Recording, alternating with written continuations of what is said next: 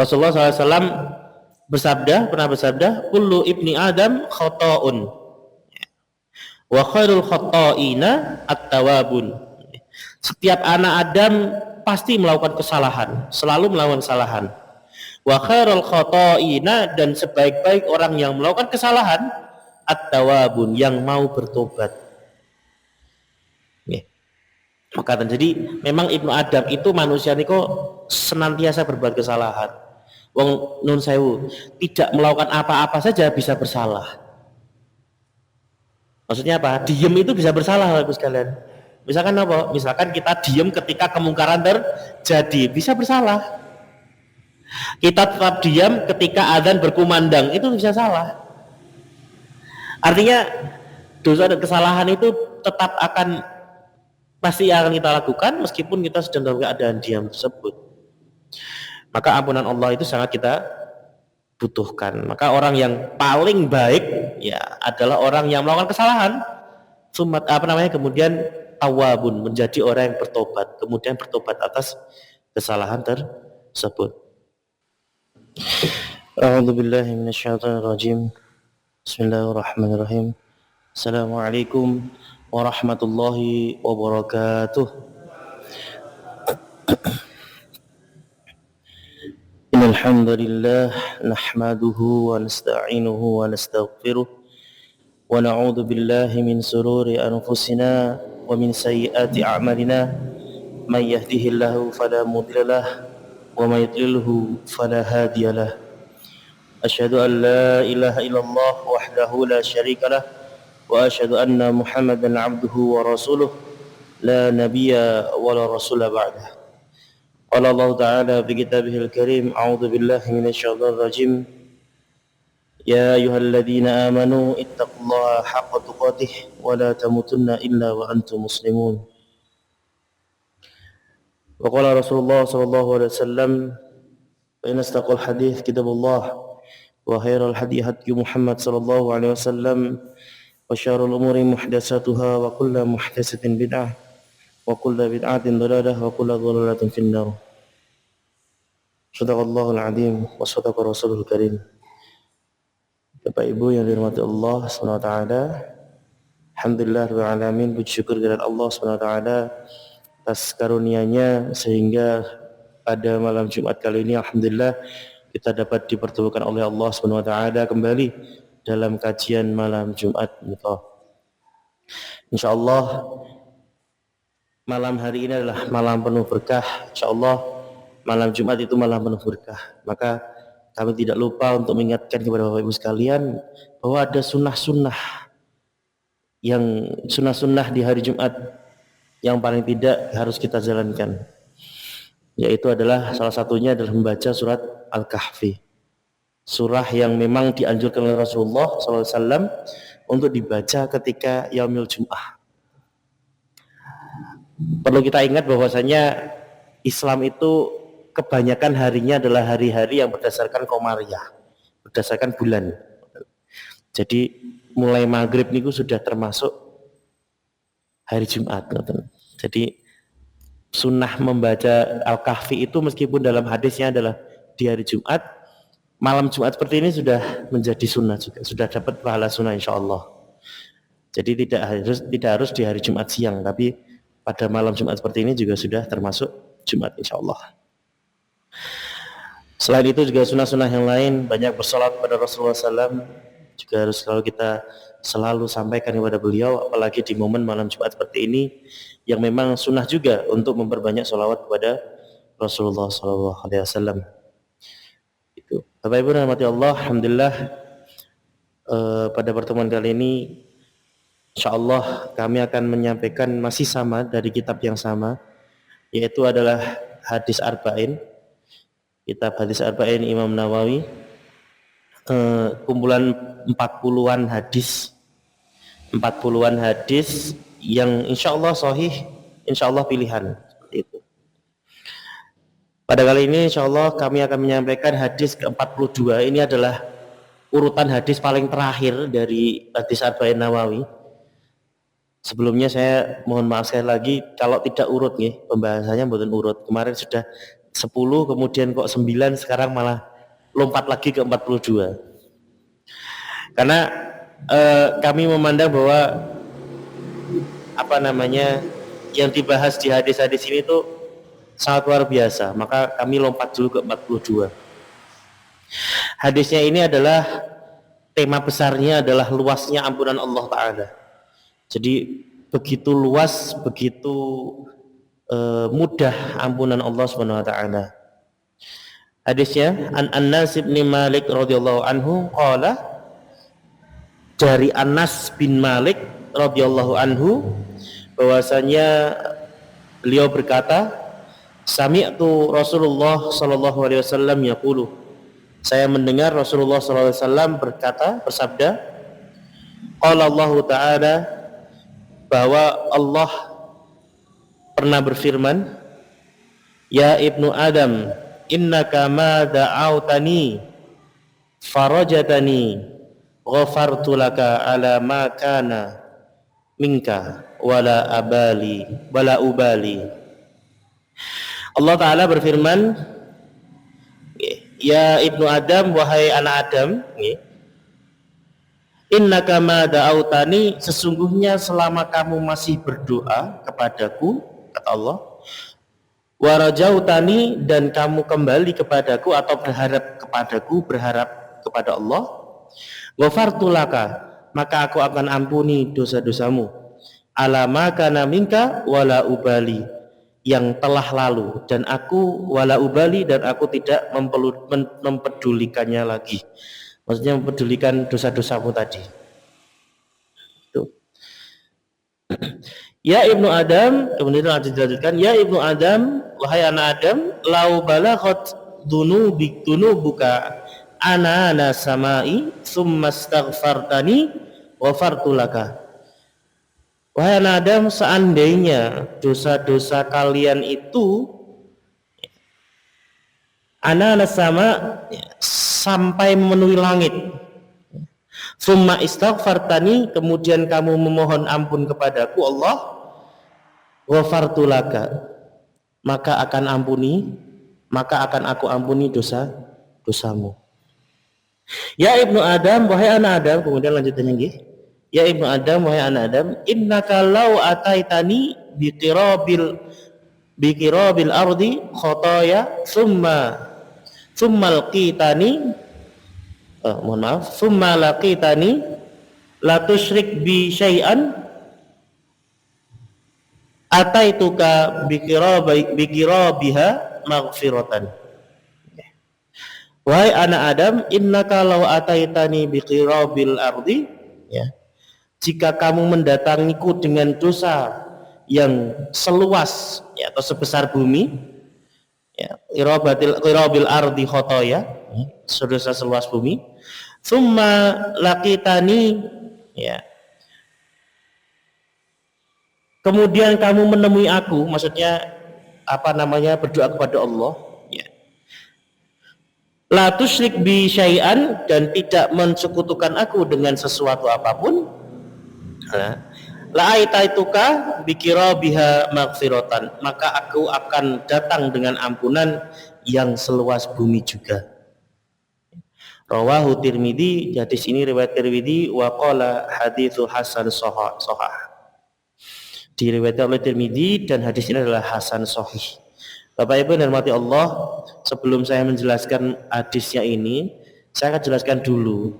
Jadi dalam kategori hadis menika ada yang namanya hadis qudsi, Bapak Ibu sekalian. Jadi ada hadis yang biasa, ada hadis yang qudsi.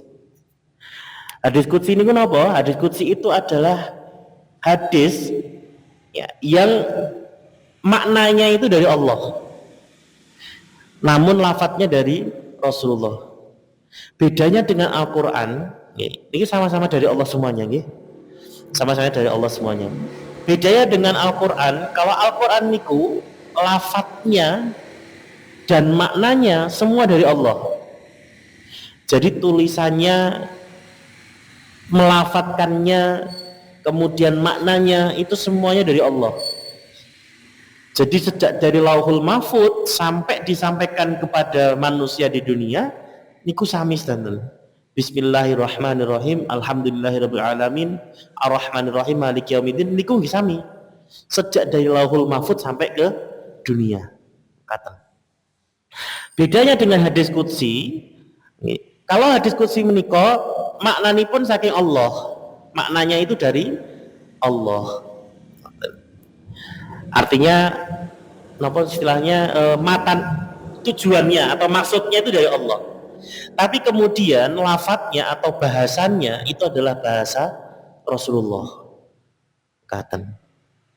Jadi Allah cuma memberikan inti dari pembahasan, kemudian Rasulullah menyampaikan dengan bahasanya beliau. Oke. Maka meskipun di sini kalau Allah Taala berfirman, oke, Bapak Ibu tidak akan menemukan ini dalam Al-Quran, karena menikah panci hadis qudsi, hadis yang memang maknanya dari Allah namun lafadznya dari Rasulullah. Oke. Katen. Jadi itu bedanya Al-Quran dengan hadis qudsi. Jadi ampun apa istilahnya kaget kalau misalkan ada hadis tapi kok kalau Allah Taala ngoten gitu ya. Maka di awal-awal periwayatan hadis menika, awal-awalnya itu Rasul itu melarang untuk menulis hadis. Nah ya Bapak Ibu sekalian mengetahui bahwasanya Rasulullah niku melarang untuk menuliskan hadis. Yang boleh ditulis itu hanya Quran. Jadi dahulu sahabat itu nggih, misalkan majelis seperti ini dengan Rasulullah, ada sahabat-sahabat yang ingin menuliskan hadis. Tapi tidak diperkenankan oleh Rasulullah, jangan nulis apa-apa dariku selain hanya Quran saja, kata Rasulullah seperti itu. Intinya seperti itu. Jadi tidak ada penulisan hadis sebelum di masa Rasulullah. Meskipun ada beberapa orang yang minta izin langsung sama Rasulullah, beberapa sahabat yang meminta izin kepada Rasulullah dan diizinkan. Tapi secara umum waktu itu tidak boleh menulis apa-apa kecuali hanya Quran saja. Mekaten. Jadi yang dituliskan Quran saja. Maka dari itu ketika zaman Rasulullah itu banyak sekali tulisan-tulisan Quran. Ada yang di kulit, ada yang di tulang dan sebagainya. Sedangkan hadis itu mulai ditulis, ya, periwayatannya banyak, ya, mulai ditulis itu setelah selepas sahabat. Jadi masa-masa tabiin, Bapak Ibu sekalian. Tabiin menika adalah muridipun sahabat. Jadi generasi ketiga dari Rasulullah. Nah itu mulai banyak yang menuliskan hadis, meskipun tidak runut. Baru kemudian nanti setelah masanya Imam Bukhari, Imam Muslim, Tirmidzi, Nasai dan sebagainya, imam-imam hadis tersebut, maka kemudian hadis dituliskan, dibukukan. Dan alhamdulillah dengan adanya buku hadis tersebut, kumpulan hadis tersebut, ya, yang derajatnya sahih dan sebagainya, Bukhari Muslim punya buku yang sangat tebal, yang kemudian menjadi Sahihul Bukhari, Sahihul Muslim. Alhamdulillah sampai ke kita tidak ada kendala. Seandainya rien mboten dituliskan, kemungkinan hadis yang sampai ke kita itu tidak banyak, Bapak Ibu sekalian. Karena syarat menjadi periwayat hadis itu sangat berat sekali. Mengatakan itu sebagai pengetahuan untuk kita bersama. Bahwasanya seperti itu. Masuk kepada pembahasan hadis, sebelum itu saya akan jelaskan bahwasanya hadis ini adalah hadis yang Hasan Sahih. Hasan Sahih ini kok derajatipun di bawahnya Sahih.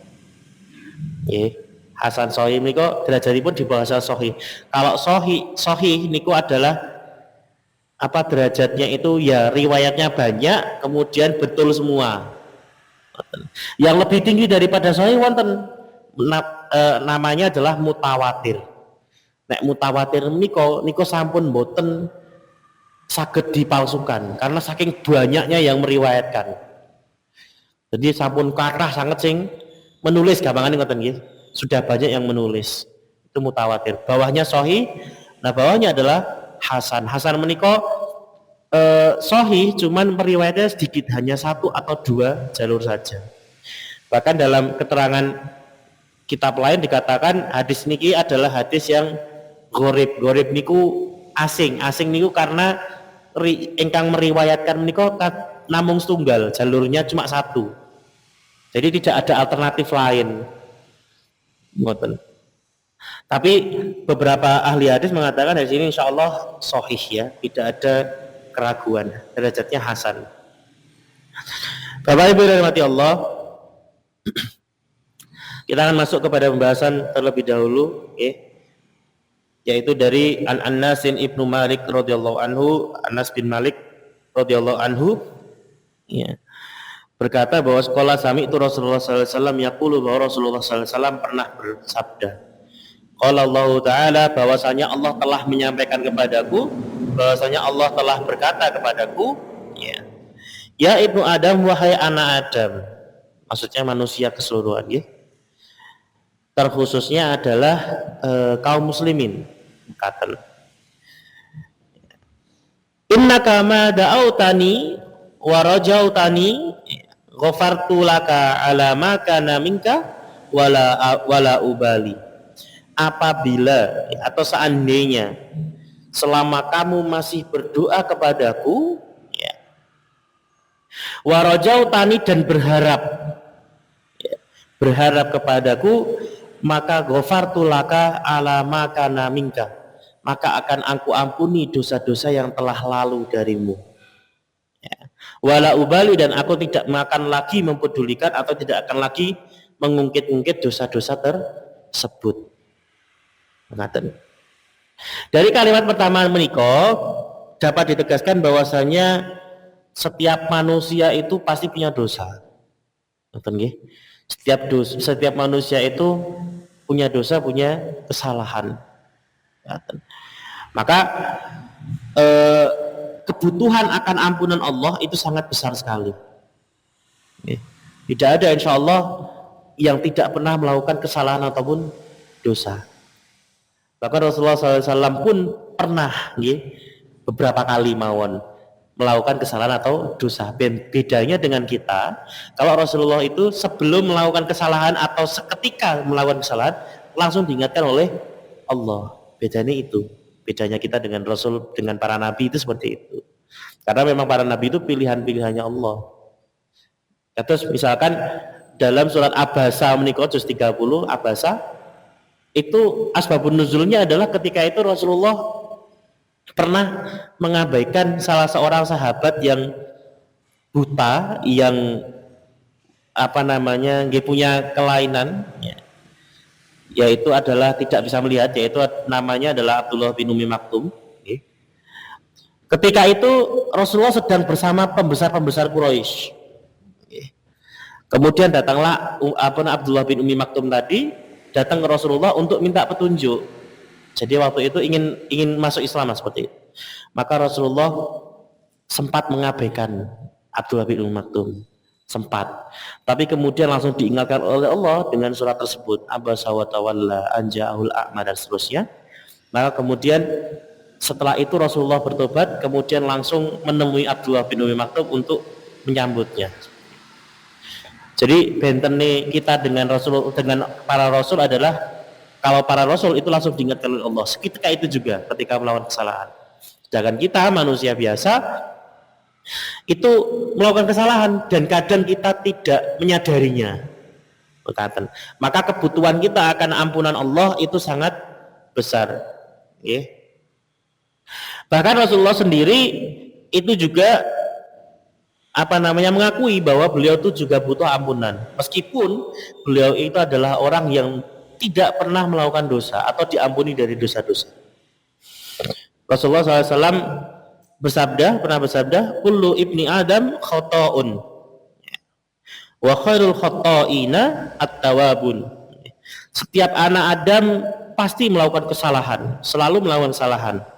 Wa khairul khata'ina, dan sebaik-baik orang yang melakukan kesalahan, at-tawabun, yang mau bertobat. Maka jadi memang Ibnu Adam itu manusia niko senantiasa berbuat kesalahan. Wong nun sewu tidak melakukan apa-apa saja bisa bersalah. Maksudnya apa? Diem itu bisa bersalah, Bapak sekalian. Misalkan apa? Misalkan kita diem ketika kemungkaran terjadi, bisa bersalah. Kita tetap diam ketika adzan berkumandang, itu bisa salah. Artinya dosa dan kesalahan itu tetap pasti akan kita lakukan meskipun kita sedang dalam keadaan diam tersebut. Maka ampunan Allah itu sangat kita butuhkan. Maka orang yang paling baik ya adalah orang yang melakukan kesalahan, kemudian tawabun, menjadi orang yang bertobat, kemudian bertobat atas kesalahan tersebut. Setiap manusia sangat butuh ampunan Allah, dan hanya orang-orang sombong yang tidak mau memohon ampunan dari Allah. Bahkan orang yang menyangka atau menganggap bahwa amalannya itu cukup, artinya adalah amalan itu cukup untuk dia, ya, saya wis ngamalis oke. Perasaan seperti itu saja, itu adalah sebuah kesombongan dan kesalahan, dan itu bisa mendatangkan azabnya Allah. Allah berfirman dalam surat Az-Zariyat ayat 50, ya, fafirru ilallahi innalakum minhu nadhirum mubin, maka segeralah kembali untuk mentaati Allah, sesungguhnya aku seorang pemberi peringatan yang nyata dari Allah untukmu. Ini Rasulullah yang mengatakan, ya. Bahkan saking butuhnya seorang manusia kepada ampunannya Allah, Rasulullah saja itu mencontohkannya dengan apa? Bahwasanya Rasulullah menikah setiap sehari semalam meminta ampunannya Allah, itu dalam riwayat mengatakan 70 kali minimal. Bahkan ada yang mengatakan, riwayat lain mengatakan 100 kali minimal dalam sehari semalam. Niku Rasulullah, Bapak Ibu sekalian, engkang diampuni dari kesalahannya. Dalam istilah lain maksum, terhindar dari dosa. Itu saja Rasulullah itu masih minta ampunan sebanyak 70 sampai 100 kali. Ini adalah hadis dari Abu Hurairah radhiyallahu anhu, bahwa Nabi SAW pernah bersabda, inni la astaghfirullah wa atubu ilaihi fi yaumin aktsara min sab'ina marrah. Demi Allah, ya, inilah astaghfirullah, aku benar-benar memohon ampun kepada Allah, ya, wa atubu ilaihi, dan memohon dan bertobat kepada Allah, fil yaum, dalam sehari semalam, dalam satu hari menikah, aktsara min sab'ina marrah, lebih dari 70 kali. Sab'in itu 70. Menikah hadisnya riwayatnya Bukhari. Jadi insya Allah menikah hadis sahih. Yeah. Apalagi yang meriwayatkan sahabatnya tadi ada Abu Hurairah, yang memang beliau adalah sangat luar biasa dalam riwayatan hadis. Di riwayat lain, dalam hadis riwayat Muslim, wa inni la astaghfirullah fil yaum mi'ata marrah, aku memohon ampun kepada Allah dalam sehari itu sebanyak 100 kali. Berkata, itu adalah Rasulullah. Maka kita sebagai manusia biasa, sebagai bukan seorang Rasul yang tidak maksum sama sekali, sangat-sangat membutuhkan ampunannya Allah. Maka istighfar, maka kemudian mengucapkan kalimat-kalimat tobat, mengucapkan kalimat-kalimat memohon ampunan kepada Allah, ini sangat penting sekali Bapak Ibu sekalian. Dan Allah tadi mengatakan dalam hadis qudsi tadi, bahwasannya inna ibnu Adam innaka ma da'autani, apabila kamu terus berdoa kepadaku, ya, warajautani, dan kamu tetap berharap kepadaku, ghafartu laka, maka akan aku ampuni dosa-dosamu yang telah lalu, wala ubali, dan saya tidak akan ungkit lagi. Ini menandakan bahwa Allah itu adalah Ghafur. Ghafur menika Maha Pengampun. Betul-betul Ghafurun, Maha Pengampun. Betul-betul pengampun. Kenapa kok betul-betul pengampun? Karena ada kalimat wala ubali, tidak akan saya ungkit. Orang yang ketika ada dikatakan dia adalah orang yang pemaaf, katakanlah seperti itu, ya. Orang yang pemaaf, ketika dia masih mengungkit kesalahan-kesalahan orang yang minta maaf, maka dia belum pemaaf. Maka ini bukan berarti saya membandingkan Allah dengan manusia, boten. Tapi secara logikanya, seandainya ada yang minta maaf, kemudian Fulan meminta maaf kepada Ali, katakanlah seperti itu. Ya. Kemudian Ali memaafkan dia, tapi kemudian di lain waktu Ali itu mengungkit kesalahannya si Fulan ini. Maka sejatinya dia belum memaafkan kesalahan tersebut. Orang yang betul-betul pemaaf, orang yang betul-betul ghafur, orang-orang yang betul-betul dia itu memaafkan kesalahan saudaranya, pasti tidak akan mengungkit di lain waktu. Sampun ikhlas ngoten mawon. Ya. Begitupun Allah yang memang Maha Ghafur, Maha Pemaaf, Maha Pengampun. Karena sudah Maha berarti paling pengampun. Maka tidak mungkin Allah mengungkit dosa-dosa yang sudah diampuni oleh Allah. Maka Allah menyatakan di situ wala ubali, dan saya tidak akan mengungkit dosa-dosa tersebut. Ya. Jadi ketika sudah diampuni, ya sudah. Nah, Bapak Ibu yang dirahmati Allah, maka ada syarat di situ, ada syarat untuk diampuni dosa-dosanya. Adalah kita selalu memohon atau berdoa kepada Allah. Yang kedua adalah warjau tani, mengharap ampunan Allah. Karena untuk mendapatkan ampunan itu selain dengan berdoa adalah dengan berharap. Maka ada firman Allah, wala tayasu min rauhillah, jangan berputus asa atas rahmatnya Allah, termasuk terhadap ampunannya. Maka sebanyak apapun dosa, di hadis tadi ya, ada terusannya. Maka sebanyak apapun dosa, seluas apapun dosa, jangan pernah berputus asa atas rahmatnya Allah, atas ampunannya Allah. Karena doa dan berharap itu adalah salah satu syarat untuk bisa diampuni dosa-dosanya. Ketika orang itu sudah berdoa hanya kepada Allah, iyyaka na'budu wa iyyaka nasta'in tadi, pada Allah lah saya berdoa, kepada Allah lah saya memohon pertolongan, dan istilahnya sudah mengikhlaskan hati ini untuk Allah, maka Allah senang dengan hal tersebut. Memohon ampun, berharap surganya Allah, ini mboten perbuatan yang lancang Bapak Ibu sekalian. Jadi Bapak Ibu sekalian ketika berdoa, katakanlah seperti itu, mohon kepada Allah sebanyak apapun, Allah itu tidak marah, justru Allah senang. Ketika Bapak Ibu sekalian punya dosa yang banyak, katakanlah seperti itu, kemudian Bapak Ibu dengan sadar datang ke masjid, berdoa kepada Allah, berharap diampuni dosanya, Allah niku mboten marah, malah justru Allah senang. Oh, ini berarti manusia ini itu masih berharap ampunan kepadaku, masih berharap bahwa aku akan mengampuni dosa-dosanya meskipun seluas langit dan bumi dosa-dosanya. Mengatakan, karena doa yang diijabah itu adalah yang tadi hadirnya hati, kemudian berharap kepada Allah, berharap bahwa doa tersebut akan dikabulkan. Kalau tadi ampunan, maka berharap ampunan dari Allah. Kemudian doa tersebut harus diminta dengan tegas. Saya ini syarat nih, doa itu harus diminta dengan tegas. Maksudnya apa? Ya Allah, ampunilah aku, gitu. Jangan ragu-ragu, gitu. Katakanlah dengan kalimat, ya Allah, ampunilah aku kalau kamu mau, misalkan. Jangan. Tapi justru dalam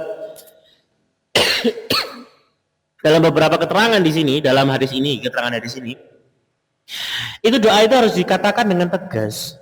Kalau minta ampunan, dia minta ampunan.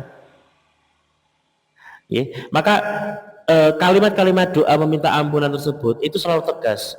Rabbil firli, misalkan Rabbil firli wali walidayya warhamhuma kama rabbayani shaghira, niku tegas. Ya Allah, ampunilah aku. Mboten tidak ada kalimat ya Allah apabila kamu mau, apabila engkau berkenan, ampunilah aku, tidak ada. Tapi langsung Rabbil firli. Nek secara kebahasaan bahasa Arab niku nggih, meskipun kula mboten expert bahasa Arabnya, Ustaz Bramantia mungkin lebih expert. Secara kebahasaan Allahumma gfirli niku perintah. pakai kalimat amr. Amr itu perintah.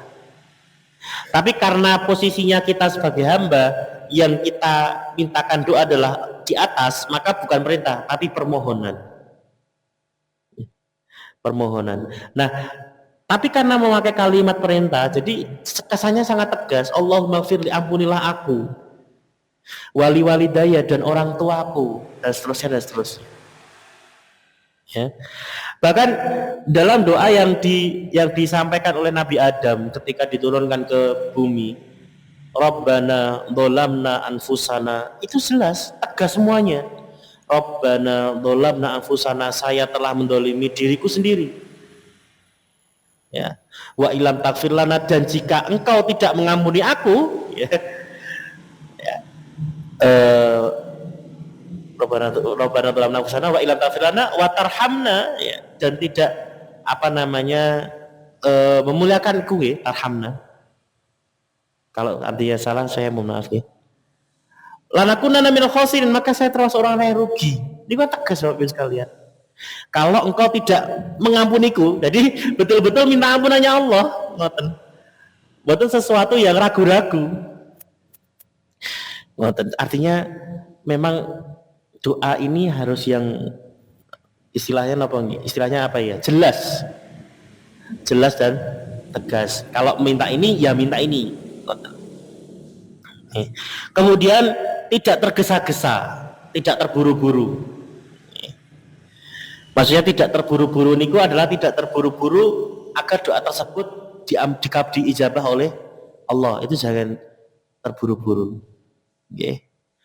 Karena apa? Karena sifat terburu-buru ini akan nanti mendatangkan sifat putus asa dalam doa kepada Allah.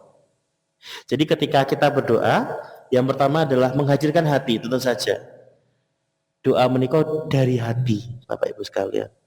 Maka dalam adab doa menikah, salah satu yang mengangkat kedua tangan, ya. Kemudian dalam hadis kemarin, ya, dalam hadis kemarin disampaikan doa itu syarat-syaratnya diantaranya syarat doa dikabul itu salah satunya adalah syaratnya mengangkat tangan, mempasrahkan diri kepada Allah dalam keadaan yang sedang safar dan sebagainya, ya. Karena memang menghadirkan hati dalam doa niku penting. Ketika doa niku tidak ada hatinya, artinya itu rutinitas saja, nggih sudah. Ya pahalanya tetap ada, cuman doanya niku tidak terlalu kuat, namanya seperti itu. Nggih. Kemudian berharap diijabah, tetap ada harapan untuk diijabah oleh Allah. Tapi jangan tergesa-gesa. Oke. Ketika kita berdoa, ya Allah saya ingin ini, maka terus berharap bahwa doa tersebut akan diijabah. Tapi jangan tergesa-gesa. Kok tekan seminggu ora dikabulke, ya jangan. Karena bagaimanapun nanti dalam proses pengkabulan dosa itu para ulama dan Rasulullah juga sudah menyampaikan bahwasanya dalam proses pengabulan dosa itu ada banyak hal, ada banyak bentuknya. Makanan, ya. Di antaranya adalah dikabulkan betulan, ada yang disimpan sebagai simpanan akhirat, ada yang dikabulkan tapi nanti dulu, ada yang ada yang dikabulkan tapi diganti dengan sesuatu yang lebih baik. Jadi doa menikah tidak melulu apa yang kita minta langsung dengan tepat diberikan oleh Allah. Angkatan Bapak Ibu sekalian. Dan yang terakhir dari doa tersebut, ampun ragu-ragu ketika minta ampun kepada Allah, ya minta ampun dengan tegas. Ya Allah ampunilah aku. Kalau kami pribadi ketika minta ampunan kepada Allah niku ada 3 doa yang saya bunyikan, yang saya lafadzkan. Pertama, Rabbana dholamna anfusana wa illam taghfir lana wa tarhamna lanakunanna minal khasirin. Kemudian la ilaha illa anta subhanaka inni kuntu minadh dhalimin. Baru yang ketiga, Allahumma ighfirli wa liwalidayya warhamhuma kama rabbayani shaghira. Selain itu boleh Bapak Ibu sekalian menggunakan doa-doa yang lain, bahkan doa berbahasa Indonesia pun mboten napa-napa. Nggih, tidak apa-apa. Insyaallah Allah itu samiun, Allah itu Maha mendengar. Jadi insya Allah akan diijabah oleh Allah Subhanahu wa taala. Nggih. Kemudian Allah itu Maha Ghafur tadi ya. Tentu saja wala ubali, kalimat wala ubali, dan Allah itu tidak akan mengungkit dosa-dosa masa lalu. Itu menandakan bahwa Allah itu adalah Maha Pengampun tadi kita baca. Sebagaimana firman Allah dalam surat Az-Zumar ayat 53, "Qul ya ibadiyalladzina asrafu ala anfusihim la taqnatu min rahmatillah innallaha yaghfirud dzunuba jami'an innahu wal ghafurur rahim." Wahai hamba-hambaku yang melampaui batas terhadap dirinya, janganlah kamu berputus asa dari rahmatnya Allah.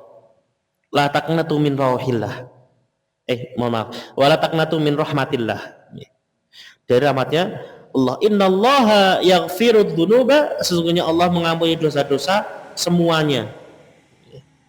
Innahu wal ghafurur rahim, sesungguhnya dialah Maha Pengampun lagi Maha Penyayang. Jadi memang Allah niko sudah disebutkan dalam banyak ayat, niku adalah Maha Pengampun, Ghafurun. Okay. Maka di sini innallaha yaghfirud dzunuba jami'an, dan Allah akan mengampuni semua dosa-dosa manusia, asalkan tadi diminta. Kita beristighfar, kita meminta kepada Allah untuk diampuni dan sebagainya. Namun ada satu doa yang tidak diampuni oleh Allah, yaitu adalah dosa syirik. Kecuali dosa syirik. Itu dalam Al-Hijr ayat 49, mohon maaf. Nabi ibadi anni anal ghafurur rahim. Okay. Kabarkanlah kepada hamba-hambaku bahwa sesungguhnya akulah yang Maha Pengampun, ya, lagi Maha Penyayang. Ya, kecuali dalam tafsir ini kemudian kecuali adalah dosa syirik yang kemudian disebutkan dalam Al-Maidah ayat 72. Innahu man yusyrik billahi faqad haramallahu alaihil jannah. Barang siapa innahu man yusyrik, sesungguhnya orang yang persekutukan Allah, ya, faqad haramallahu alaihi jannah, maka aku haramkan baginya surga. Kalau di surat Al-Hijr tadi sepertinya menikah tadi salahnya. Di surat Al-Hijr ayat 49, Nabi ibadi anni annahu ghafurur rahim tadi, sungguhnya bahwa akulah Maha Pengampun lagi Maha Penyayang, kecuali adalah dosa-dosa syirik yang tidak akan diampuni oleh Allah Subhanahu wa taala. Artinya memang syirik ini sangat berat sekali Bapak sekalian. Semua dosa bisa diampuni kecuali syirik. Kata Bapak Ibu yang dirahmati Allah, mungkin ini dulu yang bisa kami sampaikan, bahwasannya dalam hadis qudsi tadi di penggalan ayat pertama, Allah itu akan mengampuni dosa-dosamu kalau kamu da'autani, memohon kepadaku, ya, kepada Allah, warajautani, dan berharap terus kepadaku atas ampunan Allah, maka ghafartu laka, maka aku akan ampuni kamu, ya, alama kana minka, ya, atas apa yang engkau kerjakan atau atas dosa-dosamu yang engkau kerjakan sebelum atau di masa lalu. Wala ubali, dan saya tidak akan mengungkitnya lagi.